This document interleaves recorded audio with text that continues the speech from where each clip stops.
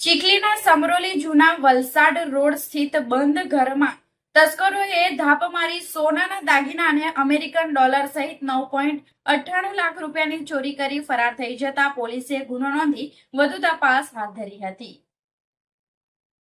Police મથકેથી પ્રાપ્ત વિગત અનુસાર ફરિયાદી મોહનભાઈ છોટુભાઈ પટેલ હાલ રહે જૂના વલસાડ રોડ સમરોલી ન્યૂ રાઈસ મિલની સામે તાલુકો ચીખલી, મૂળ રહે મલિયાધરા ગામ કુવાફળિયા તાલુકો ચીખલીની માતાની તબિયત સારી ન હોય જેથી મંગળવારની રાત્રિના સમયે જમવાનું લઈ મલિયાધરા ગામે ગયા હતા। બુધવારની સવારના સમયે પરત આવી જોતા ઘરના મુખ્ય દરવાજાનો નકુચો તોડી કોઈ ચોરી ઇસમો ઘરમાં પ્રવેશી પ્રથમ માળના બેડરૂમના કબાટોના તાળા તોડી સોનાની ચેઇન 3 તોલા કિંમત 1.20 લાખ, સોનાનું મંગળસૂત્ર 4 તોલા કિંમત 1.60 લાખ, સોનાનો પાટલો 3 તોલા કિંમત 1.20 લાખ, સોનાનો સેટ 4 તોલા કિંમત 1.60 લાખ, સોનાના કાનના ઝુમ્મર, બુટ્ટી, રવા, બુટ્ટી મળી 4 તોલા કિંમત 1.60, ચાંદીના ઝાંઝરા તથા ચાંદીના કડા કિંમત 10,000 રૂપિયા તેમજ 2,800 અમેરિકન ડોલર જેની કિંમત 2,61,464 રૂપિયા તથા ભારતીય ચલણ રોકડા